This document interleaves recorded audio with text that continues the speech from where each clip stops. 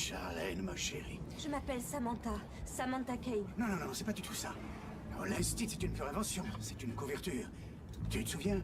Ah, tu mélanges tout. Tu t'es inventé une couverture. Y a rien de vrai. Tout a été inventé. Samantha Kane n'a jamais existé. C'est le fruit de ton imagination. Non, je n'ai rien inventé. Je suis institutrice, je suis maîtresse d'école. Alors démissionne. Tu es un tueur qui travaille pour le gouvernement des États-Unis. Je le sais. Je t'ai entraîné. Qu'est-ce que c'est que ces conneries?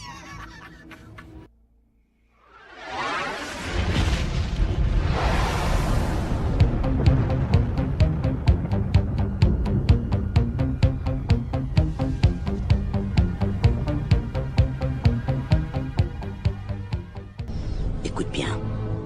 L'univers dans lequel tu viens de pénétrer est un monde que très peu de gens connaissent. Tu n'as vu qu'un petit aperçu de cette vie obscure. Ce dans quoi nous sommes pris ici est une guerre virtuelle. Il ne s'agit pas de balles ou de bombes, de frontières ou de territoires. Le nerf de cette guerre est l'information. L'information.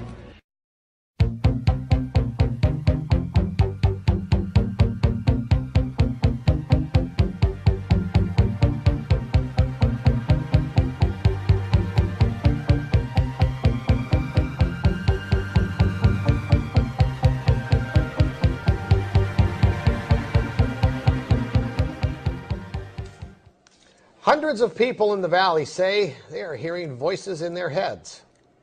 And those voices are being transmitted by microwave or other methods. Well, several viewers asked us to investigate what they call electronic harassment.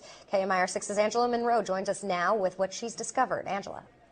Electronic harassment, synthetic telepathy, voice-to-skull technology. Chances are you haven't heard of these terms, but after searching the internet, I found dozens of websites dedicated to the phenomenon and several Valley residents who say they're victims. How much more can you invade me than to go into my brain? It sounds like somebody else is reading the book, only it's thoughts. We're not having a group hallucination. This is actually something that's happening. These men all live in the area, didn't know each other before the voices started, and say someone is playing mind games with them. Mostly it's a lot of derogatory comments about whatever you're thinking about. Kevin Bond says he used to have a normal life. I was living in the San Diego area. I was clerking for a federal judge, and I noticed that I was being followed by a whole bunch of people. According to the websites, what Bond is describing is called gang stalking. He moved to Palm Springs to escape. I started hearing, as you'll hear, hearing voices and what they'll call voice to skull or microwave hearing. Bob Stansfield says his experience was similar and started a decade ago. They were active in following me around here, and I started hearing the voices a little bit after the vehicular stalking. Randall Ringer says the voices started when he was undergoing chemotherapy. The first thing that was said was Randall Ringer. And I sat up straight and I went to into the bathroom, and I looked in the mirror. Looked myself in the eyes, and I said, did that really happen? Bond says he's found more than 300 victims locally and is tracking others across the state through billboards. In Johnson Valley, a Freedom House just opened to help people who believe they are being targeted. To many of you who find yourselves the object of covert harassment, that there is hope and that you are not alone, and that we are striving to find legislation and we're working towards freedom for all. Derek Robinson leads a national group called Freedom from Covert Harassment and Surveillance. He says he knows who's playing mind games. Rogue government officials that are sponsoring this, also corrupt business officials, and private citizens. And he also told us how. Most of it is delivered by microwave, and I believe it's satellite delivered. Bond says neurotransmitter chips that run off body electricity have been inserted into some people. And they assign cell phone numbers to them. The cell phone numbers are then run through a computer, and a computer translates your thoughts. This crime has been available to the military for 60 years. We sat down with local psychiatrist Dr. Alan Drucker to get his professional opinion. There's no scientific evidence and there's no objective evidence to show that what they believe to be happening is factually true. So what does the doctor believe is behind these voices? Information that I found on many of these websites really confirms or is consistent with what I see in delusional disorders. But these men disagree. I've been to a psychiatrist and they gave me schizophrenia medication, and it did absolutely nothing whatsoever. Le département de la défense américain, à travers la multinationale Raytheon, décide d'investir énormément d'argent dans un programme expérimental appelé le système HARP, ou High Frequency Active Auroral Research Program. Et c'est tout un programme. Officiellement, la base en Alaska fait des recherches sur la ionosphère. En vérité, les possibilités réelles de l'installation sont énormes. Manipulation du climat, détection profonde de bases souterraines ou de gisements, destruction silencieuse et à distance de n'importe quel objet, et surtout manipulation du comportement humain. Jesse Ventura et son équipe n'ont pas dépassé le portail du site HARP, au cœur de l'Alaska. Jesse Ventura n'est pas entièrement convaincu que les antennes du système HARP puissent émettre des ondes radio capables d'influencer la volonté humaine. Mais le docteur Begich a l'habitude des sceptiques. Voici un appareil que des amis allemands ont mis au point. Nous en avons fait une démonstration lors d'une séance publique devant le Parlement européen. C'était un prototype, mais ça a marqué les esprits. Ça, c'est un lecteur de CD classique. Et ça, ce sont des transducteurs piézoélectriques. Pour faire simple, ces petits objets peuvent convertir un signal acoustique en signal électrique, qui va pénétrer le système nerveux et vous faire entendre des voix. Si j'allume l'appareil, que je place les transducteurs ici et que je me bouche bien les oreilles, je vais entendre la musique du CD alors que je ne porte pas d'écouteurs sur les oreilles. Ce n'est pas le nerf auditif. Le son emprunte un autre chemin. Il fonctionne? Il suffit de l'allumer. Allez-y, je veux essayer. Si je me colle ces trucs sur le cou, je vais être le seul à entendre de la musique alors que je ne porte pas d'écouteurs. Tout à fait. Bouchez-vous bien les oreilles, s'il vous plaît.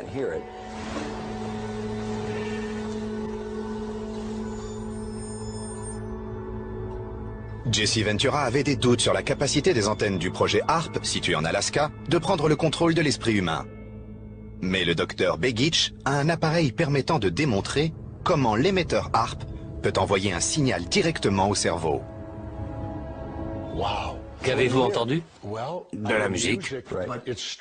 Mais c'était étrange. J'essayais de comprendre d'où elle venait et ça semblait venir de là. Exactement. J'avais la sensation d'entendre le son venir du sommet de mon crâne et de mon front. Si on étudie le signal HARP, on constate qu'il transmet des informations acoustiques et que dès qu'il affecte notre cerveau, notre état émotionnel change.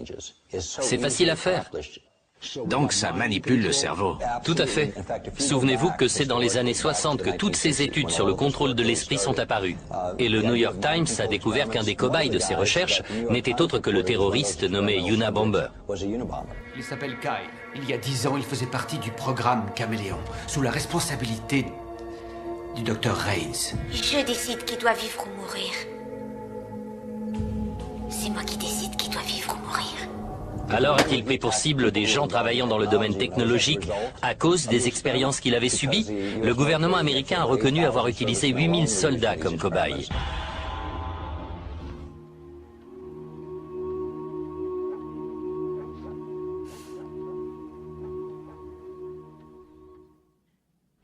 Je sais qu'il lui ressemble, mais ce n'est pas mon mari. Ils lui ont fait quelque chose. Mais qu'est-ce que tu racontes? Tout va bien, calmez-vous. Nous sommes l'agent Scully et l'agent Mulder. Nous sommes du FBI. Nous sommes venus enquêter sur votre disparition, colonel Boudas. Pouvez-vous nous fournir une explication sur votre emploi du temps ces 4 derniers mois? J'étais à l'hôpital. Ici? Dans la base? Oui, je crois. Mon colonel, pourrais-je vous demander votre date de naissance? 21 novembre 1948. Les prénoms de vos enfants? Josh et Leslie. D'ailleurs, les voilà. Oui. Fan de football? Oui, monsieur. Je parie que vous vous souvenez du Super Bowl en 68. Don Chandler. Le champion des ailiers gauche. Lombardie a ensuite quitté l'équipe. De quel droit m'interrogez-vous? J'ignore qui est cet homme.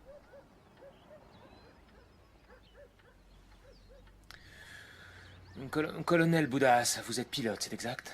Oui, monsieur. Je parie que vous avez volé sur toutes sortes d'appareils. Il y a quelque temps, un pilote m'a dit qu'un nouveau type de propulsion était déjà à l'étude. Est-ce que c'est possible?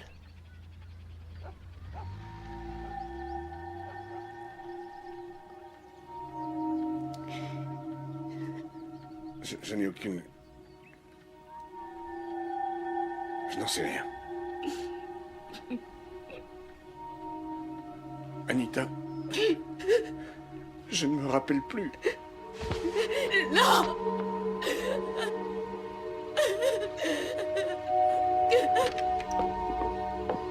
Mulder, pourrais-tu m'expliquer ce qui se passe?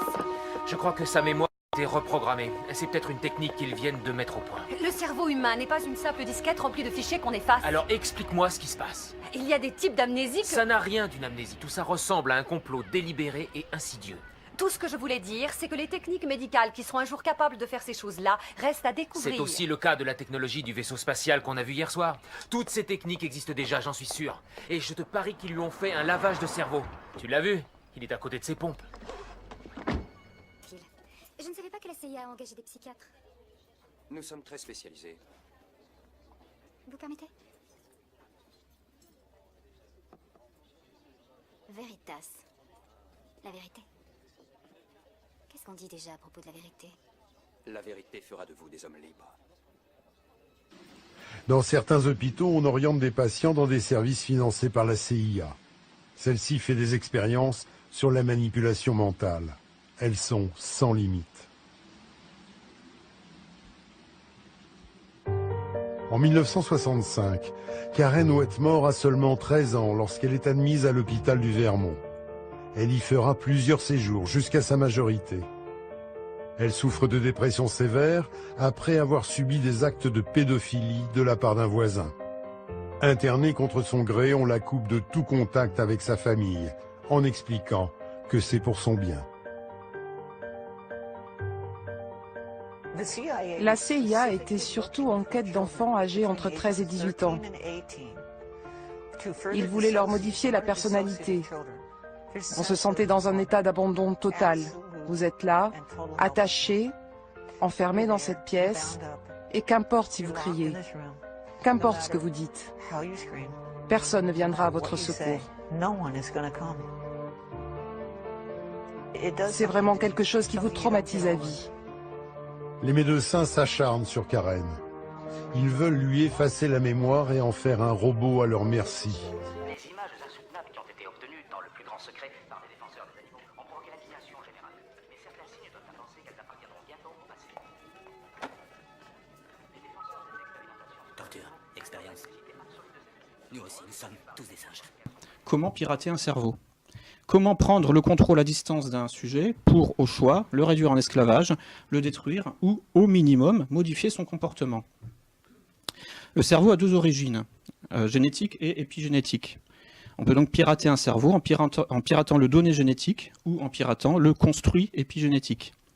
Le substrat génétique est donné par la naissance, par héritage génétique. L'épigénétique, quant à lui, se construit dans la relation avec l'environnement, notamment socioculturel. Le cerveau est programmé génétiquement, pratiquement sans contenu, mais pour être plastique et apprendre du contenu. Donc pour être actif et curieux de son monde, avide d'être façonné par une influence épigénétique et environnementale, laquelle imprimera au cerveau une architecture neuronale par intériorisation d'une pression extérieure largement socioculturelle. Cette double origine entre une machine physique d'origine génétique mais muette et un logiciel d'origine épigénétique qui la fait parler, induit qu'il est possible donc de pirater le cerveau, en agissant directement sur sa matérialité physique héritée génétiquement. Par métaphore informatique, on pourrait parler du hardware, et donc les stimuli primaires, qui sont les signaux électriques du système nerveux et les signaux chimiques du système hormonal, dit encore endocrinien. Première façon donc de pirater le cerveau. Ou deuxième façon, indirectement, en piratant le logiciel du cerveau. Donc toujours en filant la métaphore informatique, son software. Donc en piratant les stimuli secondaires transmis épigénétiquement, c'est-à-dire les représentations, mots et images qui définissent son câblage neuronal. Donc en introduction à l'exposé de Paolo, et en écho à l'extrait de son livre cité en exergue, moi je vais me concentrer sur ce piratage de l'épigénétique du cerveau, en particulier dans ses aspects socioculturels, psychologiques et langagiers. Donc pour illustrer mes propos par un exemple, je traiterai donc de la théorie du genre, ou qu'il faudrait sans doute renommer théorie de la confusion des genres, en tant que virus cognitif particulièrement puissant. Donc, comme le dit le célèbre pirate informatique Kevin Mitnick, le maillon faible dans tout système de sécurité réside dans le facteur humain. L'ingénierie sociale, qui vise de préférence les points de vulnérabilité des systèmes, consiste donc à pirater l'humain. C'est aussi ce que nous dit David Castonguay dans un mémoire de 2009 en criminologie à l'Université de Montréal et intitulé « Pirater l'humain », on pourrait dire sobrement intitulé « Pirater l'humain, l'analyse du phénomène d'ingénierie sociale ». On peut pirater l'humain de diverses façons, plus ou moins invasives. Dans le sillage du transhumanisme et de l'humain augmenté par la technologie, le biohacking travaille à bricoler l'ADN ou les cellules, quand le body hacking se consacre aux modifications corporelles, prothèses et implants électroniques divers. L'objet de notre étude ici, ce soir, consiste plus précisément à pirater le psychisme humain, donc pirater le cerveau, donc ce que j'appelle du neuropiratage, sur le modèle du neuroesclavage. Donc les implants ici sont cognitifs, ce sont des conditionnements. Il y a deux grands types de conditionnements, au sens de Pavlov et au sens de Skinner. Bon, j'entre pas dans les détails parce que ce qui m'intéresse, c'est leur point commun. Les deux types de conditionnement se modélisent par une formule informatique très connue, très célèbre, qui s'appelle, dont l'acronyme est IFTTT, qui signifie en anglais if, this, then, that, et donc en français si ceci, alors cela. Donc cet algorithme élémentaire que l'on rencontre dans un langage de programmation informatique simple comme le BASIC, pour ordonner un comportement à la machine, c'est la racine de toute formule de tout conditionnement. Et de tout programme comportemental qui associe une donnée contextuelle, un stimulus déclencheur, un trigger en anglais, avec une instruction comportementale, une action. Cette articulation entre un déclencheur contextuel et une action en réponse reproduit un clivage intérieur-extérieur, entrée-sortie, input-output, et constitue le principe du feedback et de l'échange d'informations selon une boucle de rétroaction entre un système comportemental, cybernétique ou vivant, et son environnement. Donc, en quelque sorte, c'est une espèce de simulation de l'être vivant. Vu sous cet angle behavioriste, le psychisme humain ne se distingue pas substantiellement d'une machine. Les deux sont composés de variables et de constantes qui échangent de l'information avec leur environnement. Le neuropiratage du cerveau consistera à isoler les constantes, c'est-à-dire les programmes, les routines, les algorithmes, les structures, les habitudes, les habitus, éventuellement en sociologie, donc les traditions en quelque sorte, pour au choix les observer simplement, on peut appeler ça du vol de données, ou les réécrire, piratage d'influence, ou encore pour les détruire, tout simplement.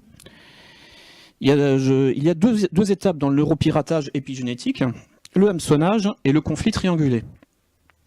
Donc, pirater un cerveau en passant par son logiciel épigénétique, donc c'est-à-dire son environnement sémantique et socioculturel, se fait en deux temps. 1. Contourner les mécanismes de défense pour s'introduire dans la machine furtivement. 2. Si l'on est un black hat, donc un méchant pirate, réécrire le code pour faire dysfonctionner la machine, provoquer un bug. Dans un premier temps, pour qu'il y ait piratage effectif, donc furtivité du viol, les apparences du non-viol et du respect de l'intégrité doivent être respectées. Pour que l'on puisse parler de piratage, il faut nécessairement que le piraté en reste inconscient. Si le piraté est conscient du piratage, ce n'est plus un piratage, par définition. En ce sens, le neuropiratage, le viol furtif du cerveau, doit respecter l'ergonomie cognitive du cerveau, c'est-à-dire sa manière habituelle de fonctionner, donc ses routines, ses algorithmes. Comment? Par le hameçonnage. C'est un concept proche du cheval de Troie. En anglais, on appelle ça le phishing, P-H-I-S-H-I-N-G, qui donne l'illusion que tout est normal et qui trompe le cerveau sur le processus en cours. Le cerveau ne doit pas détecter d'anomalie à première vue. Dans l'idéal, il doit même désirer ce qui se passe. Donc, pendant l'opération d'intrusion et de viol furtif, le pirate doit donc reproduire au minimum les apparences d'un fonctionnement normal des choses, en produisant de l'indifférence à son égard. Et dans l'idéal, il doit même faire désirer au cerveau le processus en cours de son propre piratage. En plein dans le mille, cet été, les propos de Patrick Lelay ont presque occulté l'île de la Tentation et Koh-Lanta réunis, de quoi donner du grain à moudre à ses détracteurs. Il y a 2 mois, dans un ouvrage confidentiel intitulé « Les dirigeants face au changement », le président de TF1 y livrait sa conception du métier. Voici l'extrait de la polémique. À la base, le métier de TF1, c'est d'aider Coca-Cola par exemple à vendre son produit.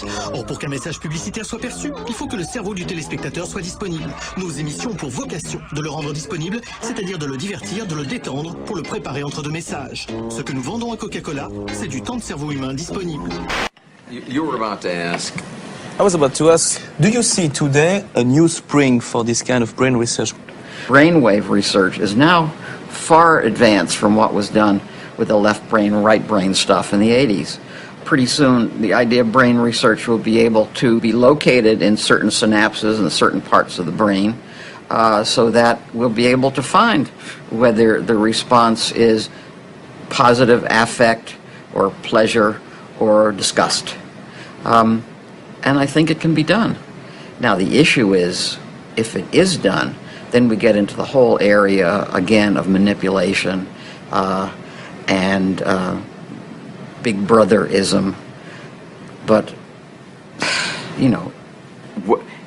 If that ad is taking me to another world, now I'm on the beach in the Caribbean and the waves are lapping at my feet and beautiful girls are running around in incredibly skimpy 2-piece bathing suits. You're so American, Bill. You talk about 2-piece bathing suits. Honestly, you never have problem to switch off the tube. You never have problem to switch off yourself when you're in front of a TV. Do you have problems? Oh, I do, yes. Yeah, and I think that's a very good measure. That's a measure of the degree to which I'm locked into that. Have you ever wondered why?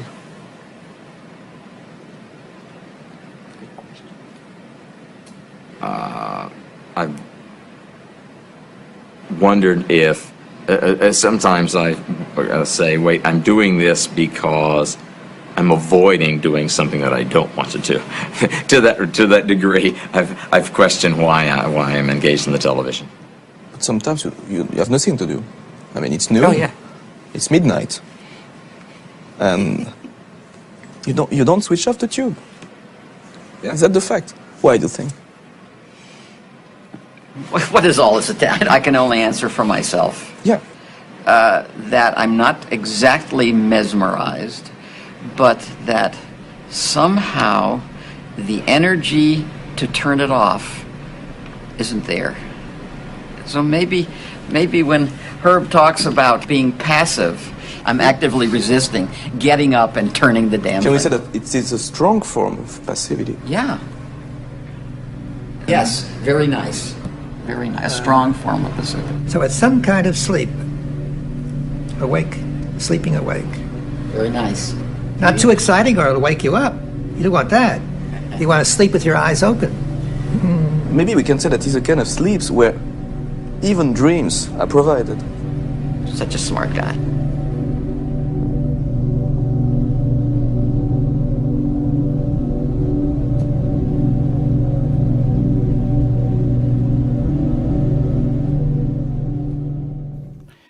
Une fois que l'on a gagné l'indifférence ou la confiance, et que l'on s'est introduit dans la machine furtivement, ce qui est la première étape donc dite du hameçonnage, on peut passer à la deuxième étape, c'est-à-dire le bidouillage du code source pour faire bugger la machine. Autrement dit, la reconfiguration du système de représentation intériorisé par le cerveau pour le cramer comme un disque dur. C'est le moment du conflit triangulé, qui consiste à implanter des contradictions internes au système, donc orchestrer un conflit sous contrôle entre les parties du système pour leur donner un mouvement séparatiste, centrifuge, et donc faire monter l'entropie et le désordre au sein du système et briser son unité organique et fonctionnelle. En 1977, l'administration Carter enquête sur les allégations qui veulent qu'un programme tel que le MK-Ultra existe. Cette enquête ne donnera aucun résultat.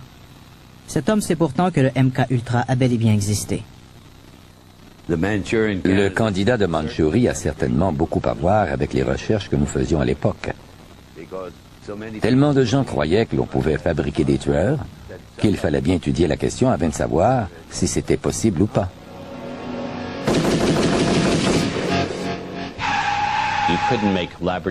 Pour savoir si une personne pouvait devenir un assassin sous contrôle étranger, on devait tenter l'expérience. C'était la seule façon de s'en assurer. L'assassin peut être un homme ou une femme, mais l'expérience donne de meilleurs résultats avec des sujets très jeunes. Tout a commencé lorsque j'étais une enfant. Mon père était un assassin et s'intéressait au contrôle de l'esprit par la torture, l'hypnose et autres moyens. Il m'a utilisé comme cobaye afin de montrer à ses collègues de la CIA, entre autres, ce qu'il pouvait accomplir avec un enfant. Mon apprentissage a donc commencé dès l'âge de 4 ans. And the danger is that they can take over anybody today. Anybody. They used to experiment with the people in the prisoners. They used to experiment with mental patients. They still do that. So that is without their consent? Absolutely without their consent. It's criminal. It's totally criminal. Il y a 6 ans, j'ai été sortie de prison. Et une unité secrète du gouvernement m'a forcé à devenir un assassin.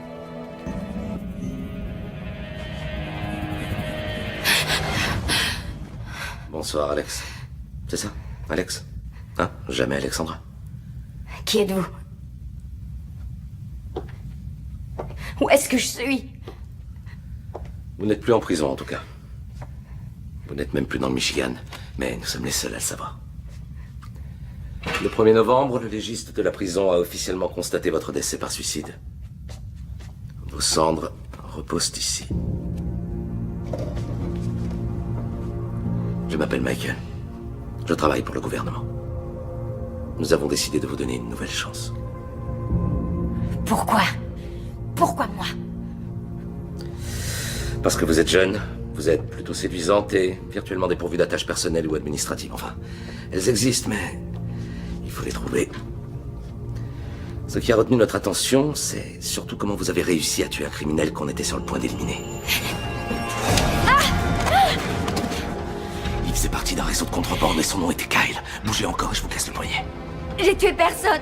C'était Ronnie. Votre petit copain a été retrouvé mort d'une overdose pas loin de chez lui. Lui non plus. Il n'a pas eu grand monde à ses funérailles.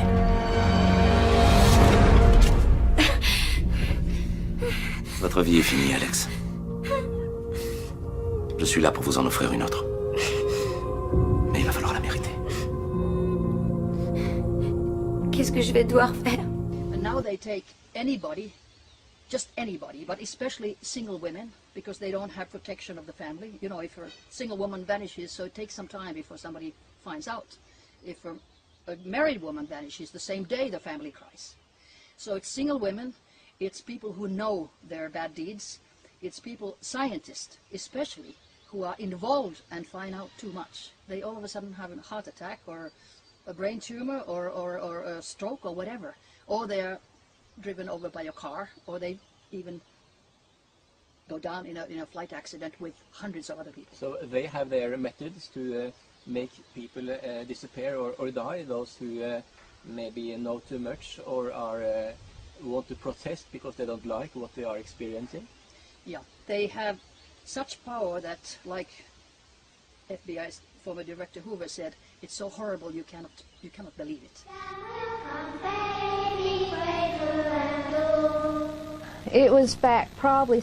Ces activités ont commencé au début des années 70 et ont pris fin vers 1990. Il y a eu plus de 76 morts. Je frappais à la porte d'une maison, prétextant des problèmes de voiture, ou encore en disant que j'étais perdue, et je demandais de m'aider à trouver une maison en particulier. C'était aussi simple que ça. J'utilisais un fil de fer ou une arme à feu. Un jour, je posais comme une prostituée. Pendant que mon client était au lit, j'ai pris le foulard que je portais et je l'ai trempé dans l'eau de la cuvette.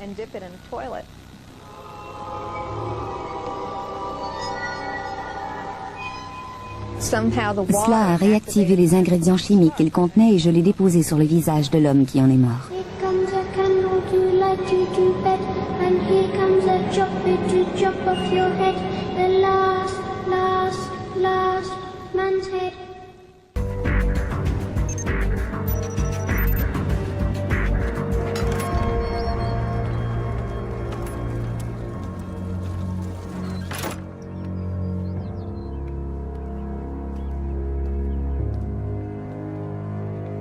Place l'engin dans le berceau.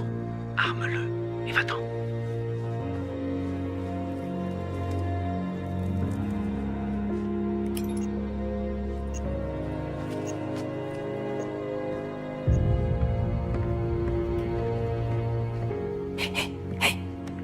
Elle s'est endormie. Sans demander son reste. Je vais encore profiter du beau temps. Ouais, vas-y.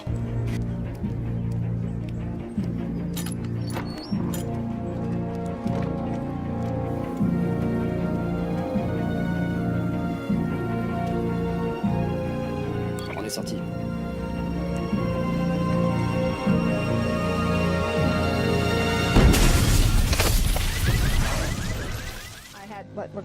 J'ai subi l'entraînement appelé Naomi. Ils m'ont montré comment tremper une aiguille dans de la gelée de pétrole qui contient un ingrédient chimique. Je devais ensuite piquer quelqu'un avec cette aiguille.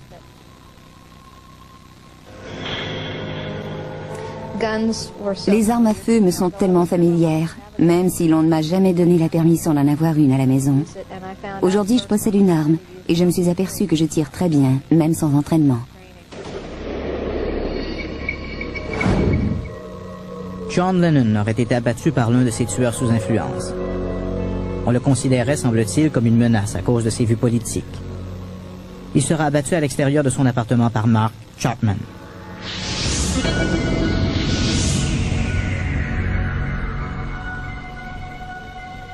Le portier déclara qu'après la fusillade, Chapman se serait assis et aurait continué de lire le livre de J.D. Salinger, L'attrape-cœur.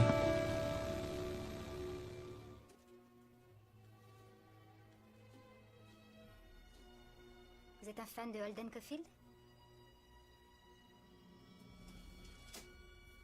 Non. Pas vraiment. C'est l'histoire que vous aimez? Non, pas précisément. Mais Jerry, vous avez une douzaine d'exemplaires de ce roman. Je sais. Oui, je sais. Sous le meuble, il y en a plein d'autres. Et sous le lit aussi. Je sais pas pourquoi, mais chaque fois que j'en vois un, il faut que je l'achète. Et alors que... Et si je n'en vois pas, il faut que j'en trouve absolument un à m'acheter. Pour que je me sente normal. Je sais pas pourquoi. Il y a quelques semaines, je me suis rendue dans une bibliothèque et j'ai vu L'attrape-cœur sur une tablette. Je suis entrée en transe immédiatement. Je ne pouvais quitter le livre des yeux. Je l'ai parcouru et je me suis dit que c'était le livre parfait pour quelqu'un qui a un problème à entrer en contact au niveau émotif avec les gens. Et que cette personne se laisserait facilement entraîner à commettre des actes criminels. Les tenants du complot soutiennent qu'il existe des implants au cerveau qui permettent de contrôler les sujets à distance. Dans les années 50 et 60, on a implanté des électrodes dans le cerveau de certains individus. Ces recherches avaient été financées par l'armée et la CIA. Si vous m'entendez, levez votre main droite. Parlez-moi de cette grande lueur, Billy. Où l'avez-vous vue pour la première fois? Dans la forêt. On était dans la forêt en train de s'amuser. Avec mes amis. On faisait la fête. Qu'est-ce que vous fêtiez? Nos diplômes. Et tout à coup, cette lumière est apparue. Elle m'a emporté sur le lieu des tests. On m'a demandé d'aller chercher les autres. Pour qu'ils fassent aussi les tests. Ils ont mis quelque chose dans ma tête. Ici. Ici. Voici l'objet décrit par Billy Miles, comme servant à transmettre les ordres. Je l'ai enlevé du corps exhumé dans le cimetière, et je l'ai gardé dans ma poche. C'est la seule pièce à conviction qui n'ait pas été détruite par le feu. L'analyse du laboratoire n'a pas été capable d'identifier ce matériau. La technologie est simple et les composants faciles à trouver. Il suffit d'avoir les connaissances nécessaires pour moduler le signal comme quand on cherche sa station de radio. Il suffit d'harmoniser l'émetteur et le récepteur pour qu'il se passe des choses. Beaucoup de preuves existent à l'effet que des implants ont été utilisés sur des humains en vue de les manipuler.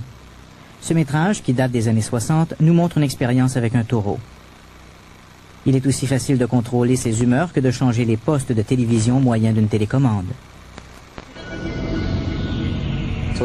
Nous savons qu'en implantant une électrode au cerveau d'une personne, on peut contrôler les effets électriques à distance et influencer considérablement son comportement. Un homme en Suède, Robert Naisland, sait qu'on lui a implanté une électrode et prétend qu'il peut le prouver. Cet implant a eu un effet négatif sur sa personnalité, le rendant taciturne et asocial.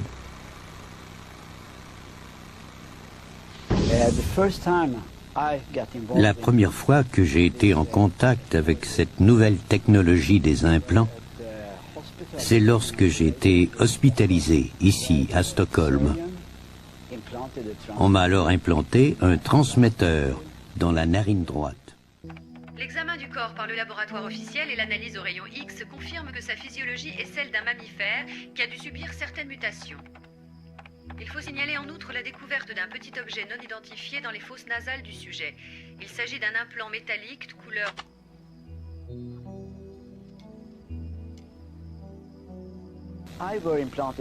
L'implant radio était à peu près de la taille d'un petit projectile, d'après les radiographies.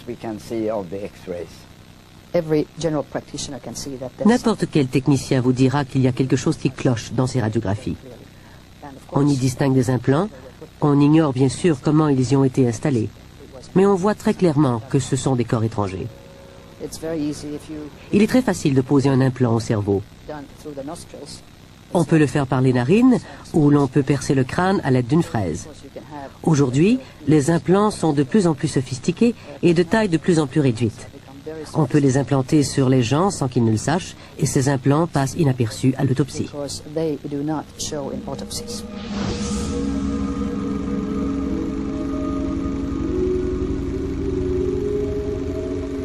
Incapable de bien fonctionner en société, il devient progressivement un petit criminel.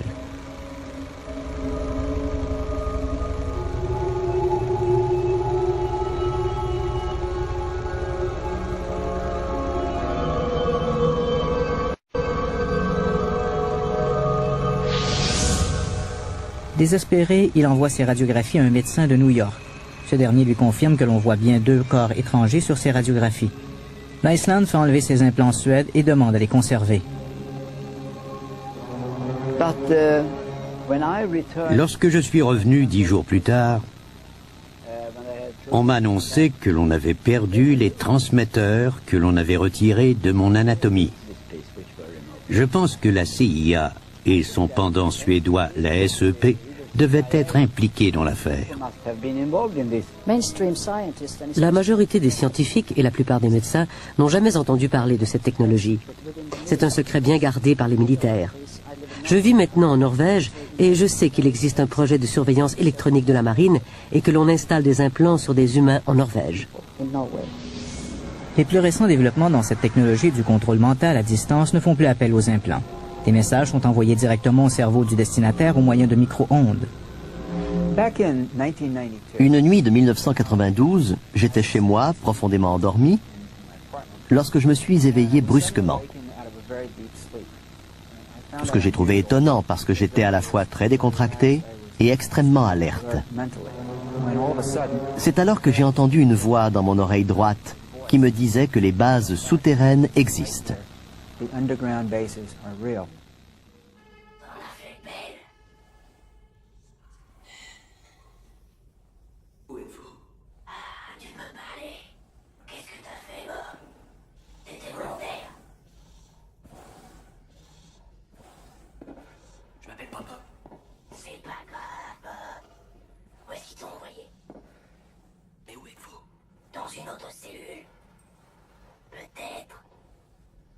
Comment ça peut-être? Qu'est-ce que ça veut dire?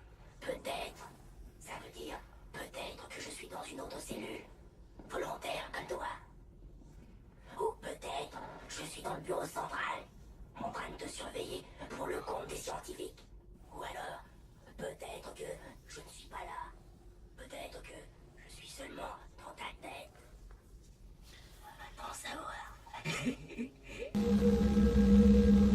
Il semble bien que beaucoup de ces activités secrètes soient maintenant de notoriété publique.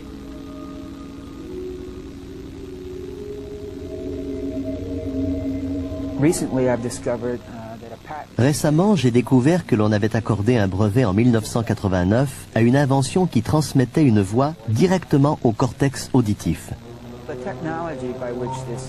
La technologie pour ce faire est très simple. Une personne parle dans un microphone et ce qu'elle dit est retransmis au moyen de micro-ondes au cerveau de l'individu ciblé.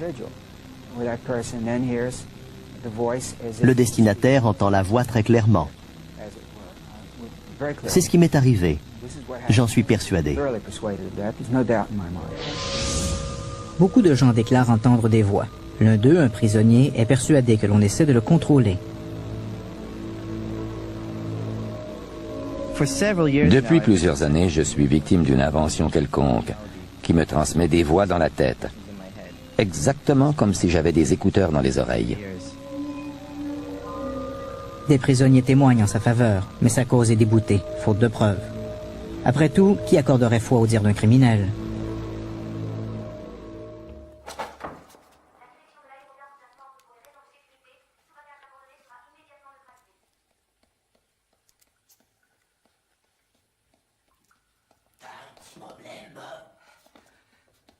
Foutez-moi la paix. J'ai rendu compte, j'étais pas obligé. Toujours est-il que ta place n'est pas ici. Tu n'es pas autorisé à rester. C'est ici le présent. Ce n'est ni le passé, ni le futur. C'est maintenant. Je ne partirai plus. Vous avez compris? Vous n'arrêtez pas. Faites tout ce que vous voudrez, chef. Ce ne sont pas mes oignons. Cette technologie connaît son apogée pendant la guerre froide. S'il est permis de penser qu'elle n'a plus cours aujourd'hui,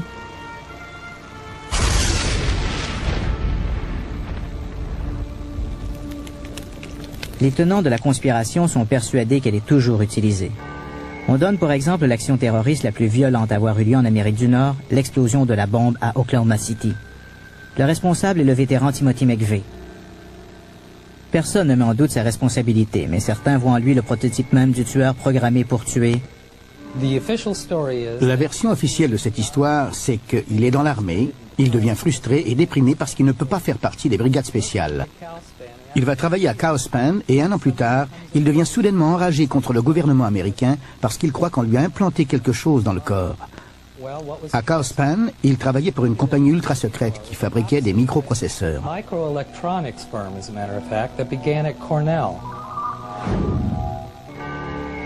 Pendant qu'il est à Cowspan, McVeigh, un employé modèle, devient vite, selon ses amis, complètement paranoïaque.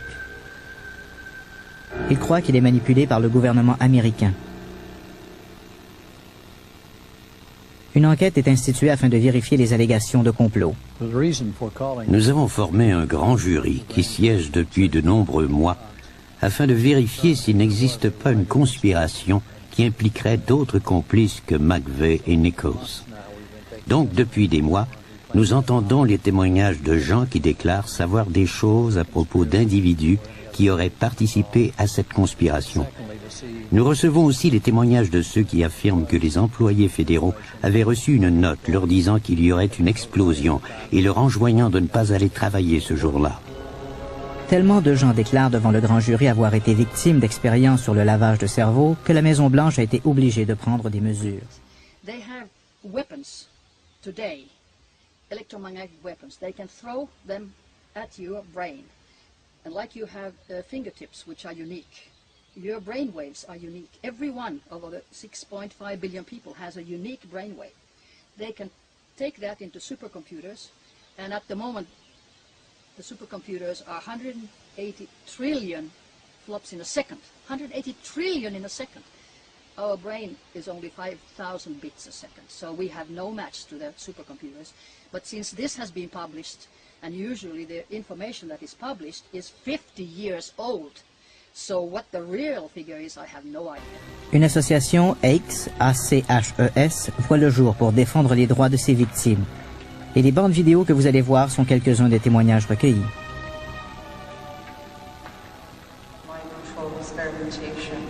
J'ai été victime d'une expérience sur le lavage de cerveau durant la guerre froide, dans les années 50.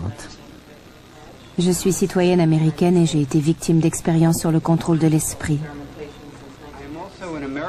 Je suis moi aussi citoyen américain vivant au Canada et j'ai été victime du programme MKUltra dans les années 60.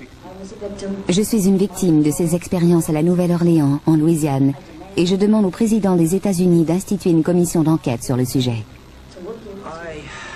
À 14 et à 16 ans, j'ai subi 2 interventions chirurgicales, dont une ablation de tissu cérébral dans le cadre d'une expérience sur le contrôle de l'esprit. Je veux faire part de mes craintes au président Clinton. Enfant, on a fait des expériences de contrôle mental sur moi. Ces expériences continuent encore aujourd'hui. En tant que citoyenne des États-Unis, je demande qu'une commission d'enquête soit constituée.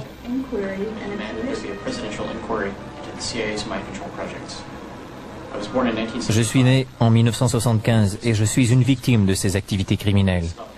Cette situation doit cesser. Cela va à l'encontre des droits éthiques les plus élémentaires. S'il vous plaît, faites quelque chose. Cela constitue une très grande menace pour l'humanité. Cette situation perdure depuis 50 ans. Pressée de toutes parts, l'administration Clinton force la CIA à plus de transparence et à rendre publiques certaines informations.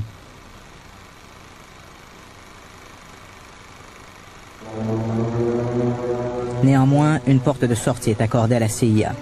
Cette dernière a le droit de détruire tout dossier qui s'avérerait, selon elle, une menace à la sécurité de l'État. Nous ne saurons probablement jamais jusqu'où sont allés ces groupes dans leur tentative de contrôle de la population américaine.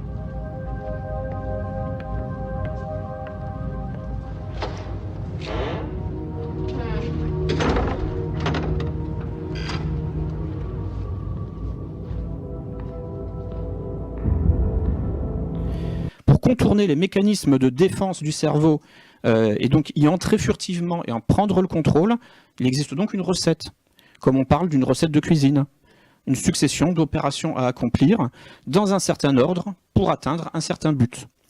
Cette méthode quasi mathématique de la prise de pouvoir peut même se quantifier au moyen d'une approche scientifique et rationnelle dérivée de la cybernétique. À l'origine, la cybernétique a été créée pendant la Deuxième Guerre mondiale par Norbert Wiener pour effectuer des calculs de balistique militaire, dont le but était de réduire la rétroaction négative, autrement dit le contre-coup et le choc en retour dans les canons et les avions qui tiraient des projectiles. Cela s'appelle le shock testing ou test de choc. Transposer ces calculs de balistique militaire dans une balistique sociale permet de réduire et si possible de supprimer toute rétroaction négative aux impacts provoqués. Donc permet de supprimer tout contre-coup et tout choc en retour aux destructions que j'inflige, moi par exemple, si je suis très puissant, que j'inflige dans la société. Donc c'est le calcul quasi mathématique de la prise de pouvoir. En effet, qui que je sois, où que je sois, quoi que je fasse, s'il n'y a pas de choc en retour à ce que je fais, cela veut dire que je suis en position de pouvoir. L'absence de choc en retour porte aussi un autre nom, l'impunité. Pour atteindre l'impunité, il faut devenir invisible. On reconnaît le mythe de l'anneau de Gigès, narré par Platon dans La République, puis repris par Tolkien dans Le Seigneur des Anneaux. Donc dans son grand œuvre, Tolkien imagine plusieurs anneaux de puissance partagés par les peuples de la Terre du Milieu, mais il y en a un plus puissant que les autres qui peut, dans les ténèbres, les lier, à comprendre, les contrôler de façon occulte. C'est l'anneau du pouvoir suprême que Sauron recherche et que Frodon doit détruire, et qui confère l'invisibilité à qui le passe à son doigt, métaphore de l'impunité totale donc du pouvoir total. Le vrai pouvoir est invisible. Un pouvoir visible sera toujours moins puissant qu'un pouvoir invisible. Nous sommes 50 000 en France, 500 000 en Angleterre, 3 millions en Amérique, c'est peu. Mais c'est énorme, parce que nous formons un bloc uni d'une seule volonté. Nous rayonnons partout, nous commandons partout, et ceci n'est rien. Je ne vous montre là de la maçonnerie que la puissance physique. Il y a peut-être autre chose. Mais quoi? Une doctrine supérieure. Une antique expérience des forces du monde qui nous permet de pousser les peuples tantôt vers la vie, tantôt vers la mort. Un pouvoir, dans le monde réel, bon, évidemment, l'anneau de pouvoir n'existe pas. L'anneau de pouvoir qui rend invisible. Donc, devenir invisible équivaut le plus souvent à passer inaperçu. Donc, se cacher dans la lumière, selon la formule maçonnique. L'ingénierie sociale, en tant qu'art de la modification d'autrui à son insu, pourrait, à bien des égards, être décrite comme la version laïcisée, en quelque sorte, ou scientificisée des doctrines hermétiques et ésotériques de manipulation de masse, sorte de technique de magie sociale, de mentalisme politique, de prestidigitation hypnotique collective, fondée sur l'exploitation des tâches aveugles du faisceau de l'attention et le jeu avec la dialectique visible-invisible, ombre et lumière, dans l'architecture des sociétés humaines. Historiquement, par exemple, la franc-maçonnerie est la première doctrine unifiée de l'influence subliminale de masse, justiciable dans les termes d'un grand œuvre de constructivisme social, donc d'ingénierie sociale. Là, on n'est même plus dans les métaphores. Enfin, plus vraiment.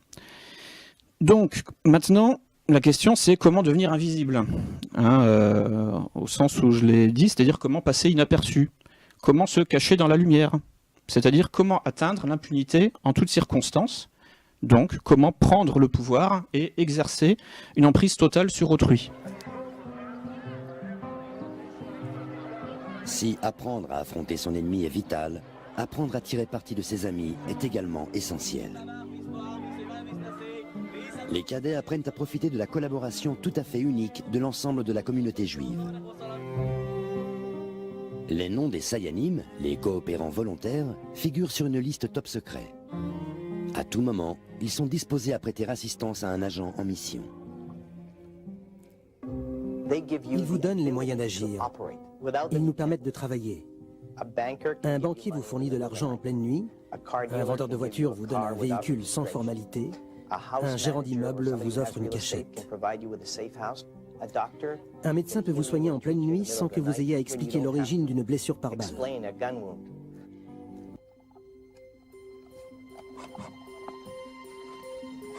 Cette alliance inhabituelle se révèle cruciale dans la chasse à l'ingénieur. Un Sayan a indiqué au Mossad sa cachette dans la ville de Gaza. Un autre coopérant est chargé de lui livrer un colis mortel.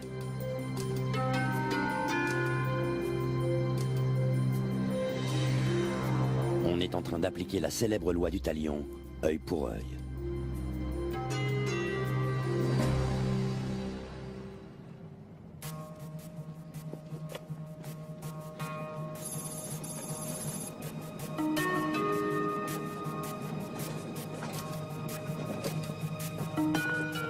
La bombe à retardement israélienne approche de l'objectif.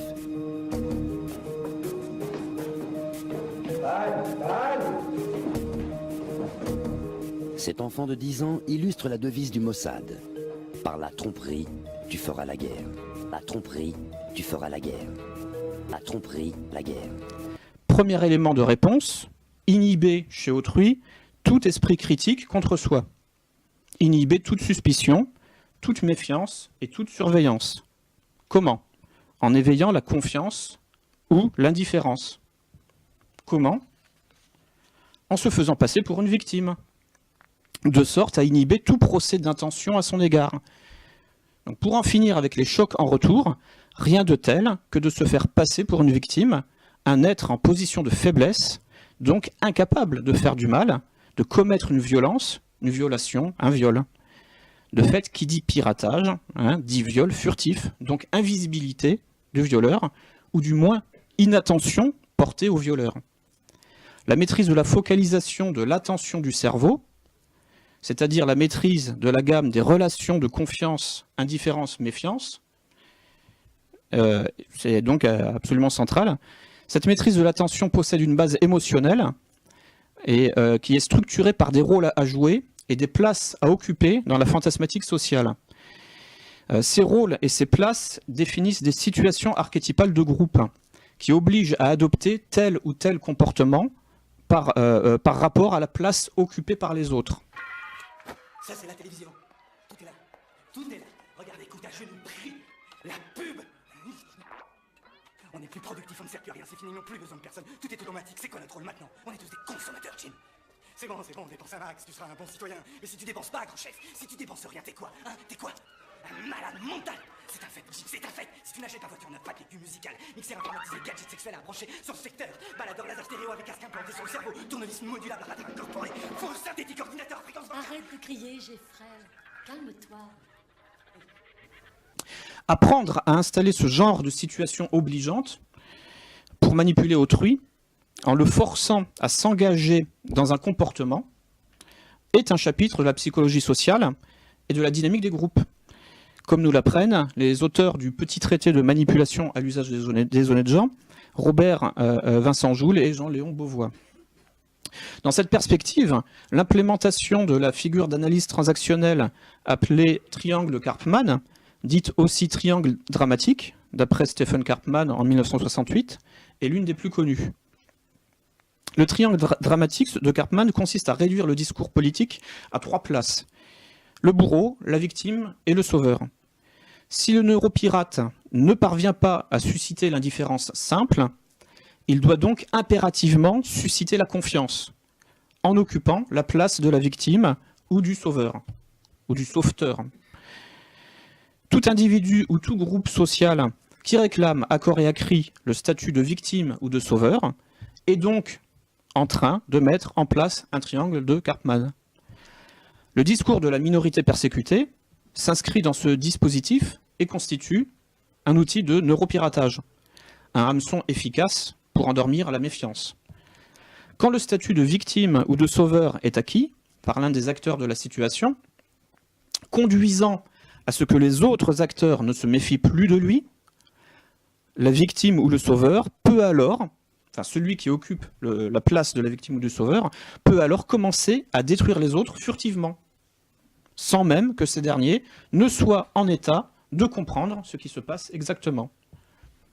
Violer et détruire le cerveau furtivement suppose donc de le faire entrer dans un conflit triangulé, dont la structure est un duel entre 2 acteurs, supervisé et orchestré par un 3e acteur. Il s'agit donc d'une mise en scène d'un conflit entre 2 parties, mais sous contrôle d'une 3e partie, dont le travail consiste à lancer puis entretenir le conflit depuis sa position située hors du faisceau de l'attention. Craig Montey est un ancien informateur du FBI. Pendant 1 an, il a changé d'identité.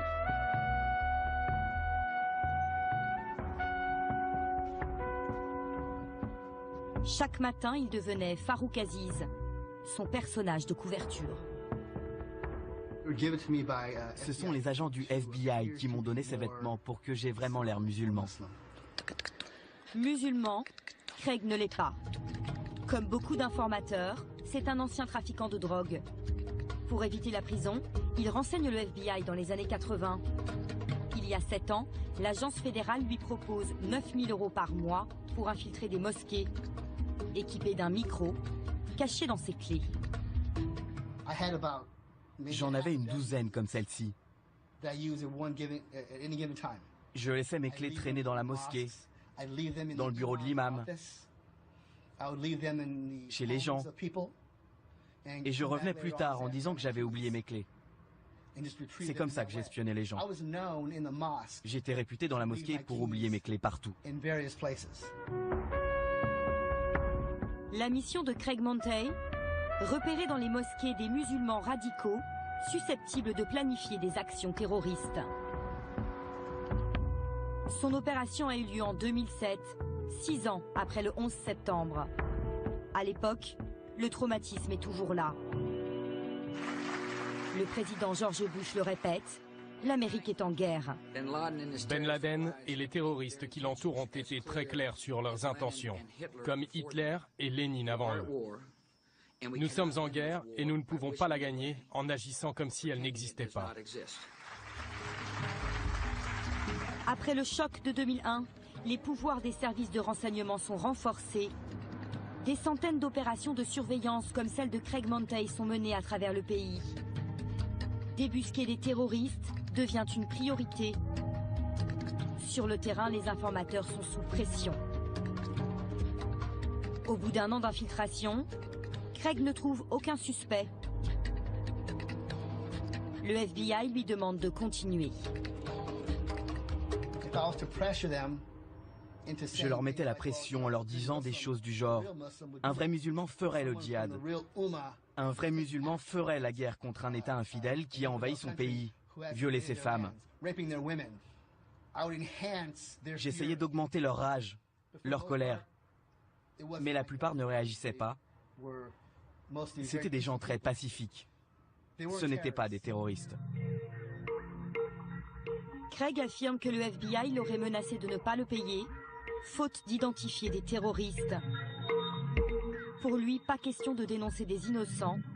Il abandonne l'opération.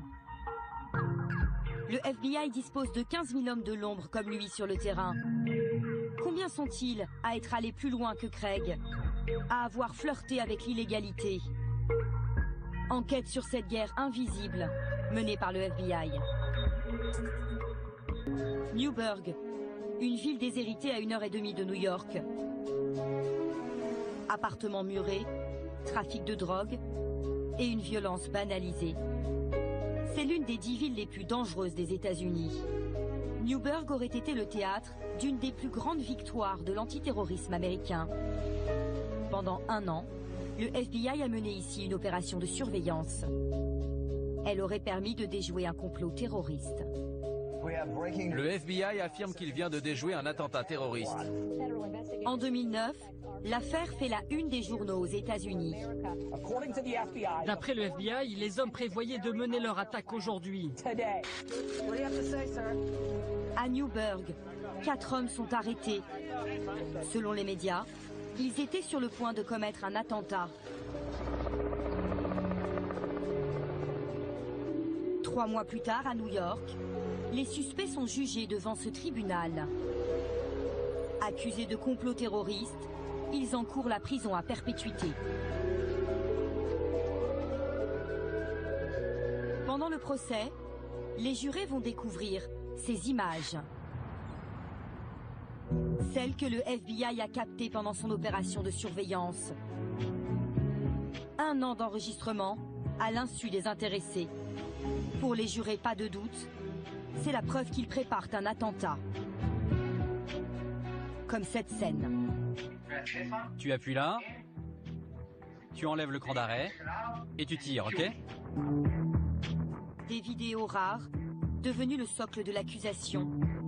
Les 4 de Newburgh sont condamnés à 25 ans de prison. Ces images, nous nous les sommes procurées. Nous les avons décryptées. Elles vont nous livrer une histoire différente et révéler le rôle joué par l'informateur du FBI. Tout commence le 13 mai 2008, quand cet informateur arrive à la mosquée de Newburgh. Il est au volant d'une voiture de luxe.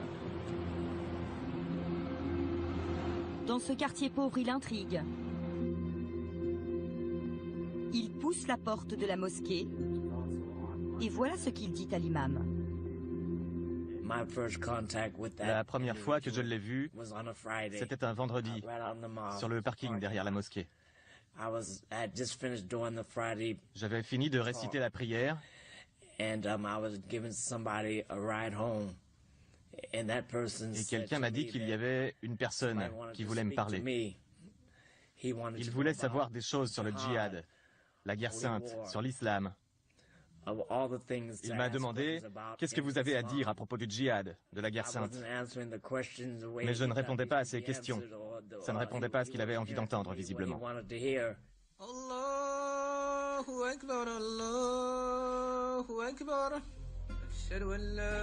L'homme s'appelle Shahed Hussein. Auprès des fidèles, il se fait passer pour un riche Pakistanais récemment arrivé aux États-Unis.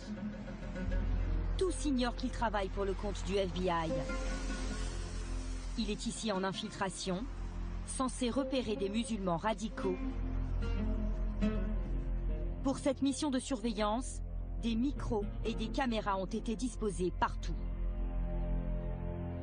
Dans la maison que l'informateur a louée pour l'opération et dans sa voiture. Le premier homme qui l'approche, c'est lui, James Cromity, un ancien dealer de crack des quartiers pauvres de Newburgh. Nous avons rencontré un avocat qui a analysé cette opération d'infiltration du FBI. James Cromity est une personne complètement perdue. Il a un emploi très modeste, pas d'argent, il est marié, il cherche un but dans sa vie. Shahed Hussein arrive et lui dit « Je vais te donner un but, je vais te donner une histoire et tu vas avoir l'impression d'être quelqu'un d'important. » Au fil des semaines, les deux hommes se fréquentent de plus en plus. James Cromity s'attache à celui qu'il croit être son nouvel ami. Il le lui dit lors d'un trajet en voiture. J'ai envie que tu sois comme un frère pour moi. Sois mon frère, Shahed.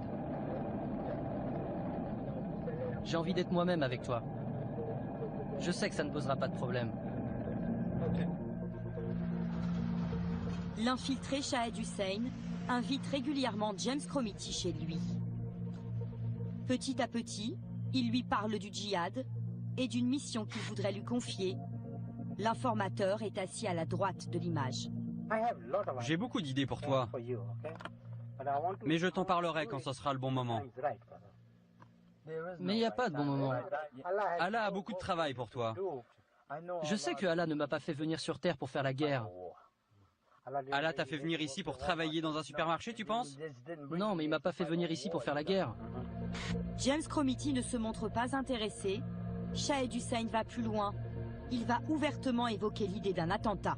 Je peux te poser une question? Ce serait quoi, d'après toi, la meilleure cible à New York? La meilleure cible a déjà été attaquée. Ok, mais à New York ou ailleurs?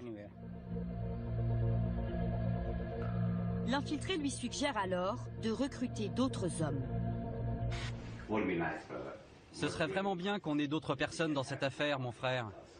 Des bons musulmans, si possible. Ouais, mais c'est pas facile. Comment tu fais pour faire ça?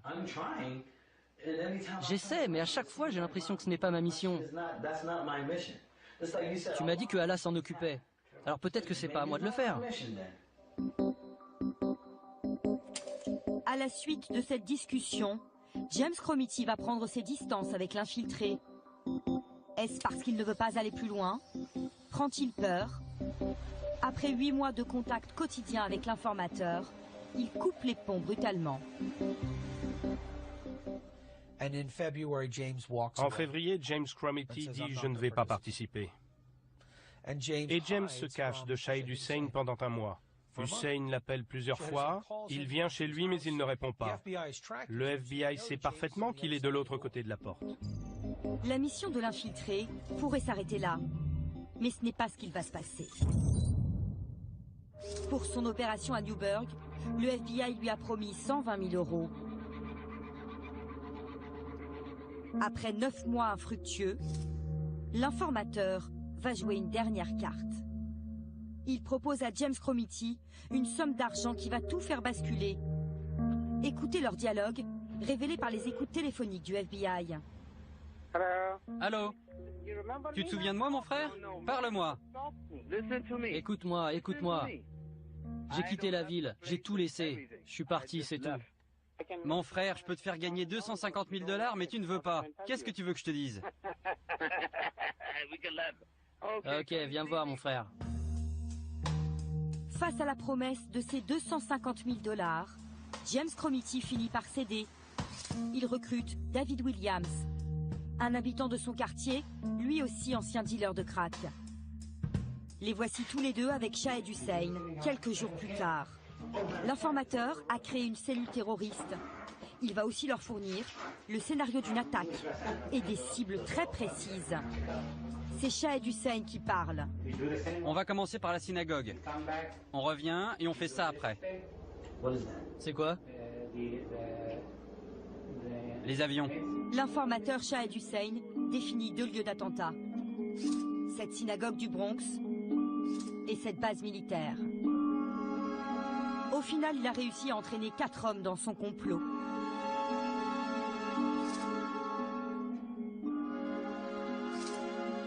C'est le FBI qui a fourni ces sacs d'explosifs, des bombes factices, ainsi que le lance-missile neutralisé apporté par l'informateur. C'est lui-même qui leur montre comment le manier. Tu appuies là, tu enlèves le cran d'arrêt et tu tires, ok? Quelqu'un veut essayer? Une personne à la fois. Un scénario créé par le FBI, de fausses armes. Pourtant, les 4 de Newburgh ont été condamnés à 25 ans de prison pour complot terroriste. Sam Braverman a tenté de les défendre au procès, en vain. Pour cet avocat, ils ont été victimes d'un piège tendu à dessein par le FBI. Quand Shahed Hussein est arrivé à Newburgh, c'était comme un pêcheur qui cherchait ses poissons. Mais dans ce cas précis, il n'y en avait pas. Alors il a créé des poissons. Il a créé des terroristes. Ces hommes étaient là dans leur vie pas très heureuse, des vies misérables. Ils attendaient que quelque chose se passe. Shahed Hussein est arrivé, à partir de là, ils étaient pris au piège. La justice vient de rejeter l'ultime tentative d'appel. Le combat des avocats de la défense est perdu. Shahed Hussein, l'informateur, lui, a touché comme prévu 120 000 € du FBI. Nous avons tenté de le retrouver à 100 km au nord de Newburgh. Officiellement, il est propriétaire de ce motel. Mais ce jour-là, malgré plusieurs tentatives, sa porte nous est restée fermée. Toute son opération de surveillance a été pilotée depuis le siège du FBI à Washington. 6 mois après l'arrestation de Newburgh, le directeur du FBI s'exprime face au Congrès. Robert Mueller dresse le bilan annuel de son agence. Il présente l'affaire comme un succès. Le FBI a ciblé plusieurs suspects terroristes. On s'est rendu compte que ces personnes étaient prêtes à aller au-delà des mots, en passant à l'action. Le meilleur exemple, c'est en mai 2009, avec l'arrestation de 4 individus qui avaient prévu de faire exploser une synagogue à New York. Ils avaient aussi prévu d'attaquer une base militaire. Aujourd'hui, le FBI a refusé nos demandes d'interview sur ses méthodes de lutte antiterroriste. Aucun représentant des autorités américaines n'a souhaité nous parler. Bonjour, je fais un reportage sur les opérations d'infiltration aux États-Unis. Nous souhaiterions une interview. La question est sensible aux États-Unis. Le seul qui a accepté de nous recevoir, c'est Ted Waski, un agent retraité du FBI. Il a dirigé plusieurs cellules antiterroristes à travers le pays. On ne va pas attendre qu'un autre building se fasse attaquer pour agir et pour identifier les cellules terroristes. Les Américains et le monde entier tiendront le FBI pour responsable s'il y a une autre attaque terroriste. D'après Ted Waski, la fin justifie les moyens. Nous l'interrogeons sur l'opération de Newburgh et sur le rôle très actif de l'informateur. Qu'est-ce que vous pensez de ce comportement ? Si ce n'était pas Shahed Hussein, ils auraient trouvé quelqu'un d'autre qui leur aurait offert de l'argent pour appuyer leur cause. Je n'aurais pas voulu avoir sur la conscience des morts parce qu'on n'a pas voulu enquêter sur un cas, de peur d'être critiqué.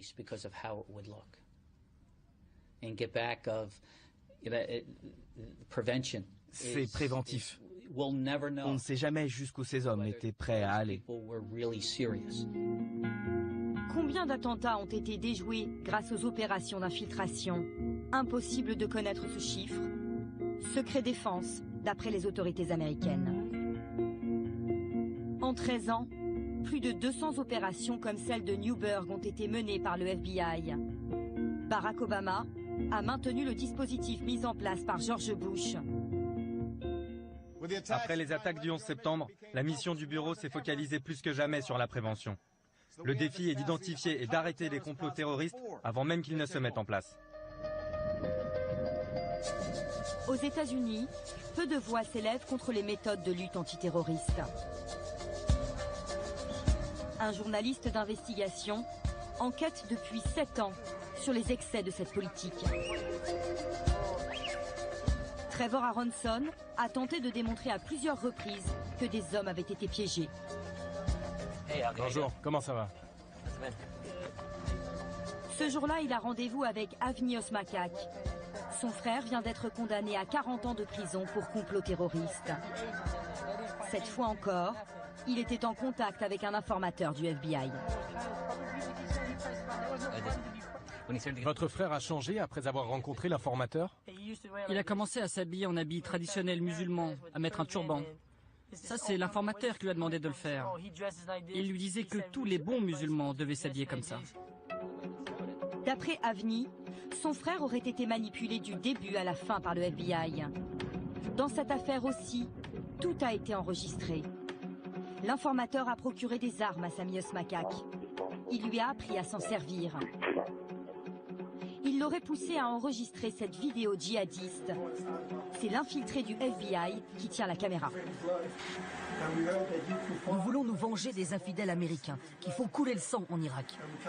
Nous allons faire couler votre sang, celui de vos femmes et de vos enfants.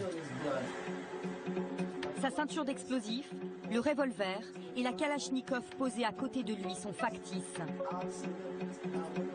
Avni affirme que son frère était malade, diagnostiqué schizophrène 5 ans avant cette vidéo.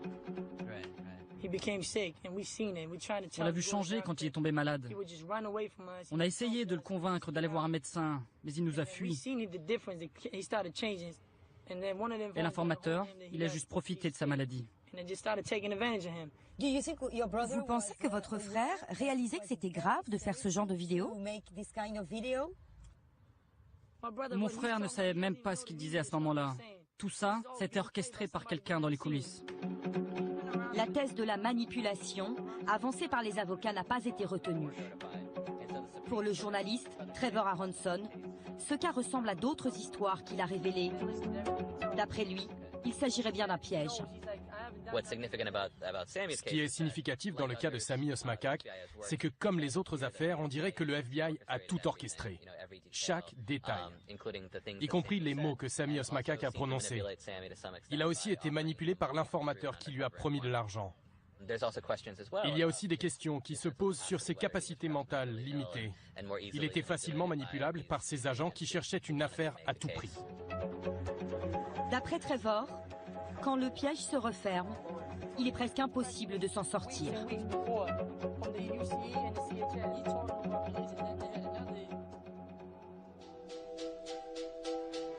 Nous partons à Miami, entendre une autre parole. Celle de Rothschild Augustine. En 2007, il a été condamné à 7 ans de prison pour apologie du terrorisme. Il vient d'être libéré. Nous le retrouvons à Liberty City, l'un des quartiers les plus pauvres de Miami. Le gouvernement nous a piégés. Tout le monde savait qu'on ne ferait jamais aucun acte terroriste. L'informateur nous a poussés, piégés pour créer une affaire. Rothschild croise la route d'un informateur du FBI il y a 8 ans. À l'époque, il fait partie d'un groupe de 7 jeunes désœuvrés qui traînent dans les rues de Miami. Pour le FBI, ils sont suspects. une mission de surveillance est lancée. L'informateur, c'est Eli Assad, un ancien dealer qui renseigne le FBI depuis plusieurs années. Encore une fois, il fait miroiter de l'argent aux hommes s'ils planifient un attentat. 40 000 € pour faire exploser le siège du FBI à Miami. Mais au fil des mois, rien ne se met en place. Alors Eli Assad imagine autre chose. Ce jour-là, il convoque tout le monde chez lui. Je représente Oussama Ben Laden. C'est lui qui parle sur cette vidéo. Sous les caméras de surveillance du FBI, il demande au groupe de réciter un serment à Al-Qaïda qu'il leur dicte mot pour mot. Maintenant, vous répétez après moi. Je jure devant Dieu, le Tout-Puissant, de m'engager entièrement. Rothschild est l'homme au t-shirt blanc. C'est à cause de cette vidéo qu'il a été condamné pour apologie du terrorisme.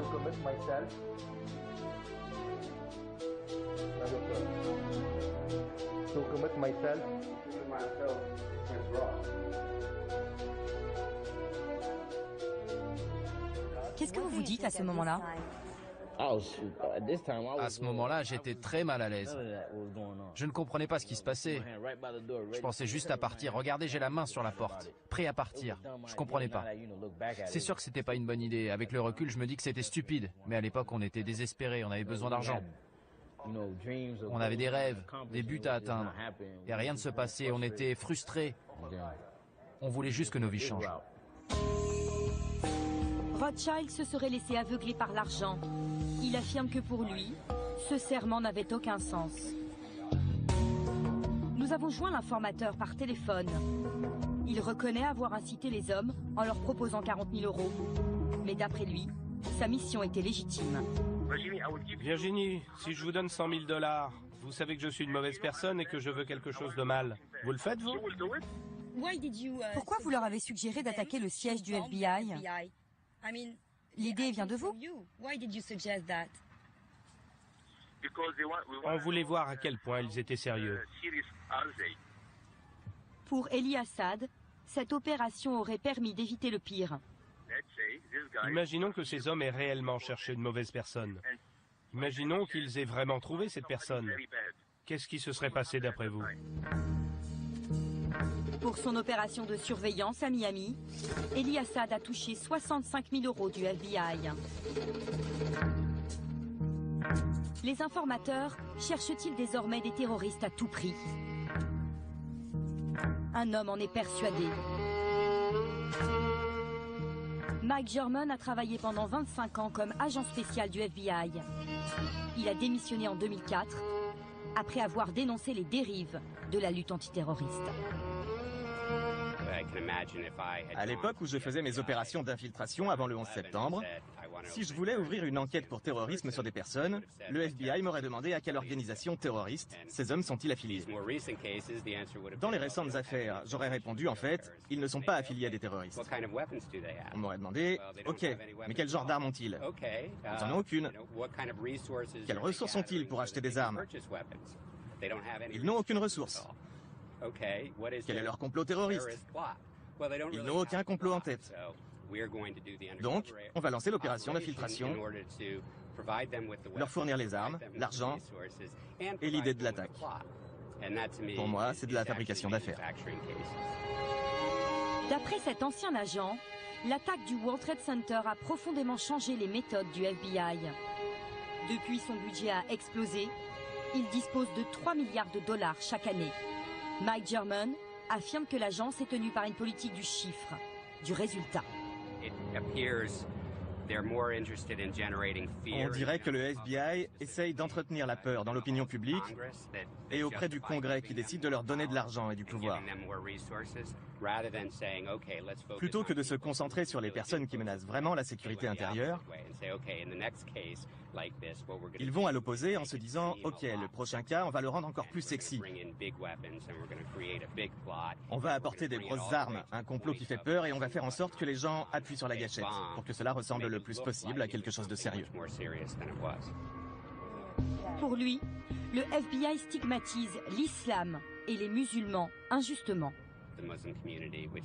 La communauté musulmane est suspectée d'office. En envoyant des informateurs, le FBI mène plusieurs intrusions dans cette communauté. Pas seulement pour fabriquer de faux complots terroristes, mais aussi pour espionner tout simplement les musulmans.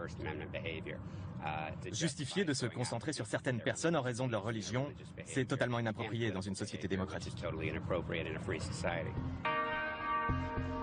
D'après Mike German, le gouvernement se trompe de cible.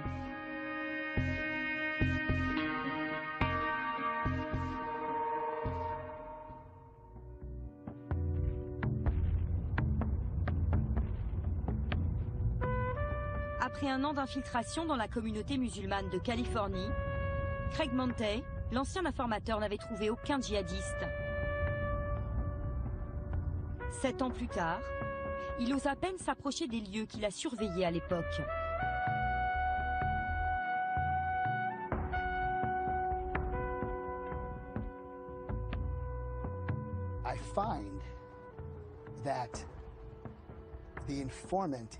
J'ai découvert que l'informateur est celui qui oriente les individus,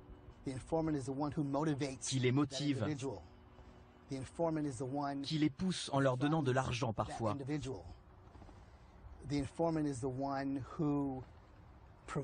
Qui révèle des vices en eux. Vous enlevez l'informateur, il n'y a pas d'affaire.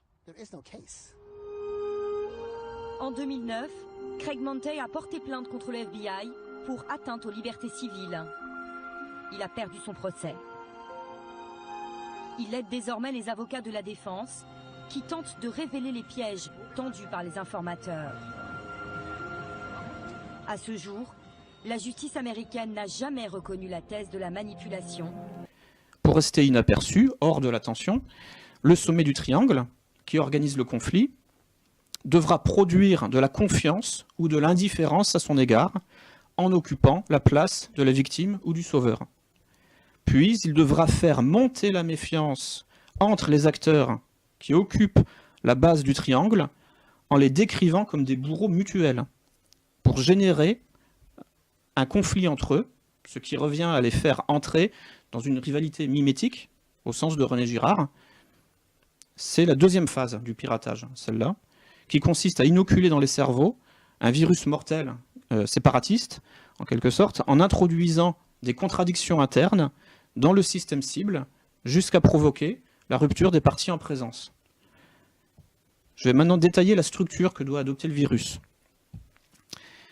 Donc, le virus épigénétique adopte toujours la forme d'une propagande de guerre. Autrement dit, un conflit triangulé. C'est-à-dire une rivalité mimétique orchestrée, une tension stratégique et sous contrôle. Après avoir gagné la confiance ou l'indifférence du cerveau, pour le tromper sur l'identité de son ennemi, on peut donc le pirater furtivement et lui injecter le virus qui va le faire dysfonctionner. Donc, augmenter ses contradictions internes, son entropie et son désordre. Pour savoir comment faire dysfonctionner le cerveau, il faut déjà connaître son mode de fonctionnement normal. Les sciences cognitives montrent que le cerveau fonctionne normalement par héritage mimétique de stéréotypes. Autrement dit, le cerveau fonctionne par hiérarchisation, imitation, modélisation. Chercher à empêcher l'une de ces trois activités, c'est chercher à empêcher le fonctionnement normal du cerveau. Cet empêchement à fonctionner est exactement ce que le neuropiratage offensif se donnera pour tâche, avec pour cible le cerveau et pour finalité la destruction. Pour faire bugger le cerveau méthodiquement dans le cadre d'un conflit triangulé, il faut donc lui injecter un virus anti-mimétique, anti-hiérarchisation et anti-stéréotype. Alors je vais faire un point sur les trois modes de fonctionnement du cerveau. Le fonctionnement mimétique du cerveau possède donc un fondement cérébral, les neurones miroirs, découverts par l'équipe de Giacomo Rizzolatti au département des neurosciences de la faculté de Parme. Les neurones miroirs impliquent que les informations nécessaires à ma survie dans le monde me viennent en priorité de l'observation des autres sujets en lesquels j'ai confiance, avant même de venir de l'observation du monde objectif lui-même. C'est ce qui s'appelle l'apprentissage. Mon cerveau ne calcule pas directement son rapport à l'environnement, il passe d'abord par les résultats que les autres cerveaux lui transmettent. Donc pour des raisons de synchronisation et d'organisation sociale, le cerveau voit comme voient les autres cerveaux, et non comme les faits se présentent par eux-mêmes. Oui, c'est un livre choc pour l'Express, un livre qui dérange pour Le Point, et pour cause, hein, si l'on en croit Sophie Coignard qui vient de nous rejoindre. Les francs-maçons sont partout, autour du président de la République, vous le disiez, dans les grandes entreprises, les administrations, la justice, la police, et contrairement à ce qu'ils aimeraient bien nous faire croire, ils n'ont rien perdu de leur influence, ils pèsent jusque dans les plus hautes sphères de la République. Oui, mais est-ce que c'est vraiment si important que ça? Si important que ça? Vraiment si important que ça? Est-ce qu'on est obligé d'adhérer à la thèse de Sophie Coignard? Bah, c'est en tout cas sa conclusion à elle, hein, au terme de 2 ans d'investigation, quand même difficile. Hein, vous dites qu'enquêter sur la franc-maçonnerie, ça n'a rien d'une promenade de santé. Sophie Coignard avoue elle-même avoir douté de cette influence avant de se voir confirmer tout au long de ses investigations qu'elle était bel et bien réelle. Alors, et ça explique le culte du secret si cher aux francs-maçons? Oui, on a souvent évoqué la peur de la persécution, c'est plus vraiment le cas aujourd'hui. Et là encore, ce qu'affirme la journaliste, c'est que le culte du secret, c'est le paravent qui permet tous les arrangements. C'est un de vos interlocuteurs qui vous dit ça. D'ailleurs, vous plaidez aux côtés de ceux de plus en plus nombreux au sein des loges qui veulent en finir avec cette part d'ombre, une part d'ombre qui n'est plus vraiment en phase avec la société de transparence dans laquelle on vit. Il se trouve que quand on est initié, on prononce un serment, et que ce serment concerne essentiellement 2 choses, c'est le secret et la solidarité. Pour ce qui concerne le secret, eh bien, on promet de ne pas révéler les travaux en loge, ce que je trouve très bien, et de ne pas révéler qui est franc-maçon. Et là, sur le secret d'appartenance, il y a un vrai problème. C'est que, par exemple, je prends un exemple simple, quand un magistrat est franc-maçon, que le prévenu est franc-maçon, et que son avocat est franc-maçon, éventuellement l'expert judiciaire aussi, ça peut poser un problème. Pardon, alors malheureusement on n'a plus le temps, mais l'accusation est extrêmement grave. Oui. Écoutez, j'ai évidemment des exemples. J'ai évidemment des exemples, Paul Amar. Ça peut poser un problème. Ce problème n'existerait plus s'il n'y avait pas de secret de l'appartenance. C'est-à-dire qu'être franc-maçon, c'est très bien. Le jour où les francs-maçons, et d'ailleurs certains patrons d'obédience, appellent leurs membres à se dévoiler, le jour où il y a plus de secret d'appartenance, Jean-Michel Quillardel l'a fait très publiquement. C'est pas une obligation d'eux, c'est pas non plus... Appelé, souhaitait que... Et à partir du moment où il n'y a plus de secret de l'appartenance, il n'y a plus de problème. La franc-maçonnerie devient un réseau comme un autre. Oui, mais après la lecture de votre livre, je suis désolée, mais il y a beaucoup de gens qui ne voudront pas se dévoiler. On dira, bah, attendez... de toute façon, avant non plus. Ça, je peux vous l'assurer. Davantage aujourd'hui. Le nombre de responsables politiques qui m'ont dit qu'ils n'étaient pas francs-maçons alors qu'ils le sont est absolument énorme. Énorme.